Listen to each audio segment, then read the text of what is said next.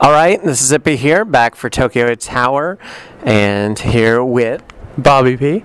And we have the pleasure to interview a master musician, but a voice actor as well, so multi-talented.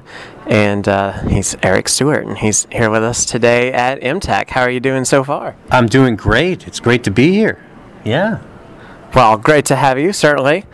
So I just always like to do this because I think it's a good way to introduce fans to what you do, but also to see, in a way, kind of what you measure as your important stuff, too. Mm-hmm. But if you could just, I guess, describe yourself and maybe highlight a few things that you think define you as Eric Stewart. Oh, that's really tough because it's funny. Someone once asked me to, what do you have on your business card? And I said, really, it depends on who I'm talking to. Like, it depends on what business you're in, what I want to say that I do. But I guess if I strung them together, I'd say I was a singer-songwriter, voice actor, director, and producer. That's what I do. So I write and record and, front my own band. I do a lot of cartoon and anime voiceovers as well as commercial voiceovers, and I direct those as well. Very awesome. I guess even getting more specific, just knowing it's such an anime audience, what would be some of your key roles that they might know you for voicing? Well, they would know me as Brock, who doesn't open his eyes except once, and that was scary. They'd know me as James from Team Rocket. They'd know me as Seto Kaiba, and I'll tear your Blue Eyes White Dragon in half, trust me. Let's see, I played Meta Knight and Gowry from Slayers, and some other big roles. I also played Pecky Pudgeon on Viva Pinata, one of my favorite roles, borrowing a little bit of Joe Pesci from my Brooklyn roots. Oh, awesome. I'm going to have to, that's one I'm not so familiar with, so I'll have to check that out.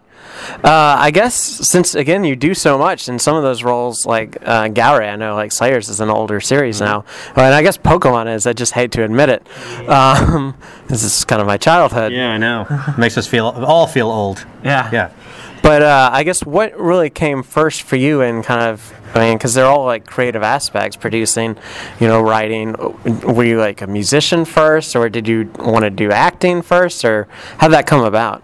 I was a musician long before I was a voice actor, and I didn't even know that was a career, being a voice actor. I mean, I grew up watching cartoons, and I knew that people did that, but I thought that was sort of a side thing to being, an actor on stage and in movies and things like that. So I had my first band, I think, in 7th or 8th grade, and I knew that that's what I wanted to do. I wanted to entertain. And that led to working at a recording studio where I thought there was going to be music. That ended up actually being a voiceover studio, and I learned about voice acting. I think that, I did some theater in school and things like that, but I think that the entertainment side that I enjoyed so much was really about the music. It was that's playing a role, but it's sort of an exaggerated version of yourself. I was never really into, let me go try out for that play, or I want to be in that movie. But the voice acting was interesting for me because I was always a class clown, and I like to make funny voices, and this was a way to do this with also not using my face so that I could still be considered legitimate as a singer. Because I think that if I was doing some things where you saw me dressed up like a toilet paper roll for a commercial, and then you heard me singing a very sad song on stage, you'd be like, that's the toilet paper guy. I can't really take him seriously. So I liked the fact that the voice acting was, you recognize me by my voice, but you put that character's face against it rather than you put my face against it. So for your first role then, I guess finding out that it was, a voice acting studio, not a music studio, did you just, choose to audition, or were you making some of these funny voices and somebody's like, hey, do you want to do that for money? Well, actually, what happened was I was the coffee guy for a while, and then I was the production assistant, and then I went from being that to assistant casting director, worked my way up over some years of working there and really digested what was going on. And what happened as a casting director was I would have people come in for commercials, auditions, and it might be a guy and a girl. Maybe they were on their first date for a Pizza Hut commercial. And I might have 10 guys coming in and 10 girls coming in. Towards the end of the audition, maybe only 9 guys came in, and there's a girl waiting to read with somebody, and I get a call, he's not coming. You're one short. I'm like, all right, well, I'll read with her. So I'd go in and I'd read. And what we do is when you're auditioning in audio, because you don't see the face, you say your name. You say, like, this is take 2, Eric Stewart as Guy or whatever. I didn't even slate my name on these things because I was the casting director. That was my job. Well, the client started to say, hey, we really like the last guy. Be like, well, that's just me reading with the girl, because there wasn't enough guys there. Yeah, but you really read it the best, so we want to use you.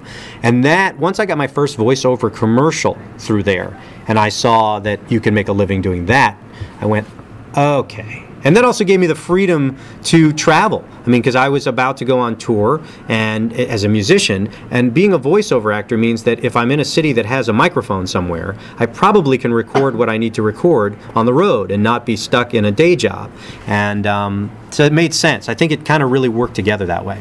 Oh, yeah, that's way more convenient than I would have even thought about. So, because, yeah, I was wondering, too, if you would have to sacrifice some for one or the other because of that. But it sounds like you blended it pretty nicely together. I did. And you know, and I, when I was in New York for so many years, it was probably, I would say, 70% voice acting and directing and 30% music. And as time went on, I made the shift to move to Nashville so that I could change that around, because I love doing both things, but the voiceover side of it kind of was running on the treadmill so much, keeping up with all of that stuff that was going on in the production, that I had no time for myself, my family, and things like that. Mm-hmm. And so now it's pretty much 70% music and 30% voice acting, which is fine. So yes, I can keep both of those things in my career, but it's a little easier to do it down here.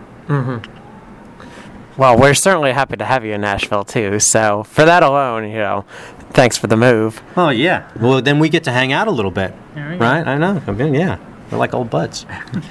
So I know recently you had a successful Kickstarter campaign for some new music coming the way, and I see, as if you follow you, I guess on Facebook primarily, kind of see the progress. And I was just wondering, since that's kind of the most recent thing you're doing, like if there's anything you can tell us about how that's coming along.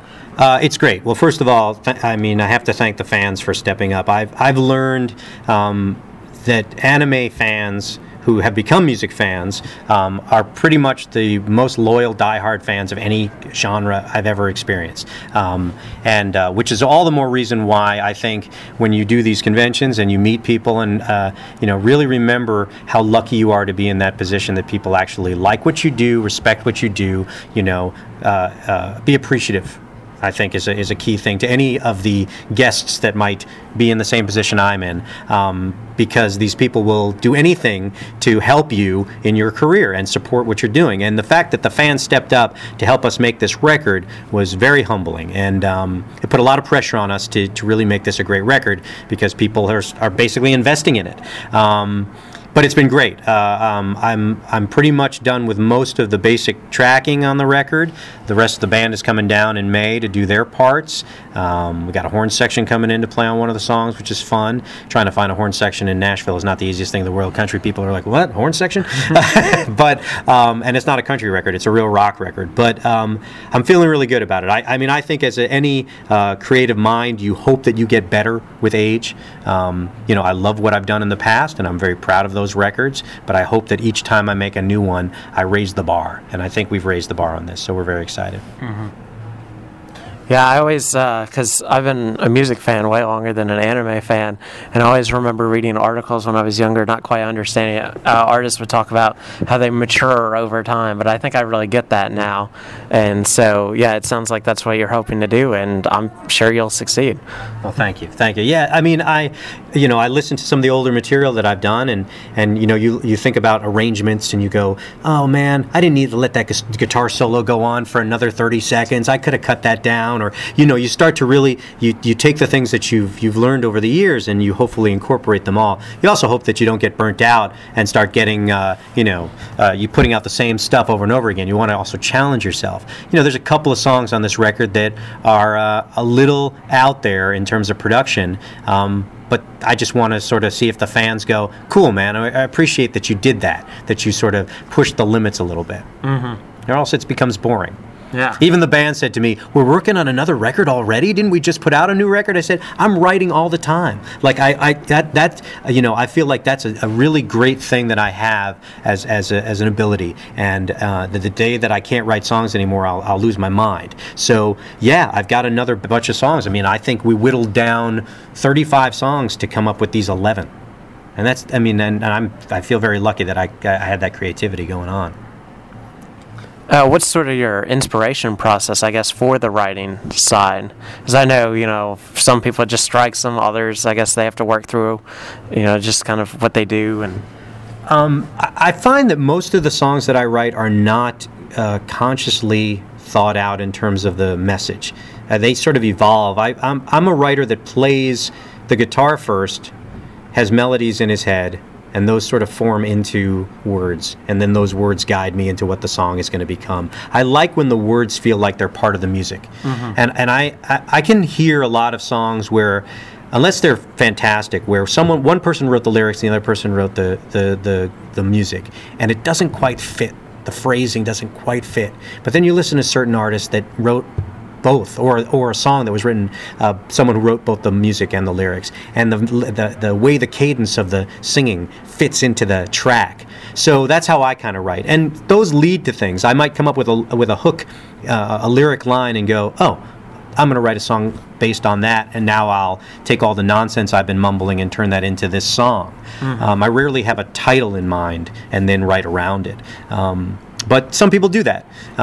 And relationships, I think I like to sing what I know. And I think, there's an angst, there's a darkness to even the happier songs that I sing, because I think more people can relate to that, unfortunately. Even when you're happy, there's still that little bittersweet quality. And I think that's why people have become fans, is, one of the most flattering things anyone could ever write to me in fan mail is things like, I was going through this tough time in my life, but I played your music constantly, which made me feel like I wasn't the only one who'd ever been through this, and it helped me get through that. I mean, as a songwriter, that you can't ask for something better than that. Mm-hmm. And I think that's because that's the honesty in what I write. I write what I know. And I've written for other people where I might write things about, driving my truck, and I've got my, things like that, which that's not me. But if I write about a heart being broken or falling in love with someone who loves someone else, and we've all been down that road. So I think that's what works in my writing. Mm-hmm. Well, very cool. Did you have anything particular, Bobby? I did have a question. Going back to the voice acting, sorry to pull it so far back. You're talking about how you're the casting director and you got into the commercials through voice acting, and I was wondering what got you into voice acting for anime. Did one just come through the studio, or? Yeah, we had a client that was doing a lot of radio and TV spots with us, and she said to me one afternoon when they were there working, hey, I've got a friend who's got a project, and they're looking for young voice actors, and I know you're doing some of this stuff now. Would you be interested in auditioning? And I thought, sure, this sounds cool. I knew it was a cartoon. I didn't know it was anime. The anime that I grew up on, my favorite show was Battle of the Planets. G-Force was I played that after school all the time with my buddies, which of course I borrowed from Casey Kasem, his voice all the time, because he was Mark. So I was like, yeah, that sounds like a cool thing, and I auditioned for Slayers from that. So that studio led to that, getting into the anime stuff. I really didn't even know that there was that much of a business to it. I thought it was basically, underground stuff, and you'd see it in the video store in some back corner somewhere. Well, all the more reason when it led to the bigger shows like Pokemon or even Yu-Gi-Oh! Or Pokemon first.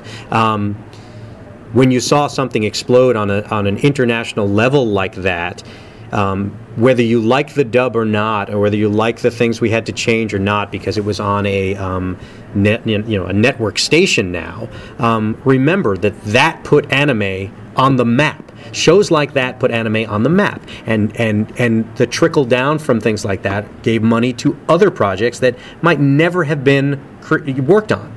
So you got to have sort of that commercialized vehicle to help get off that back shelf in the DVD store, right?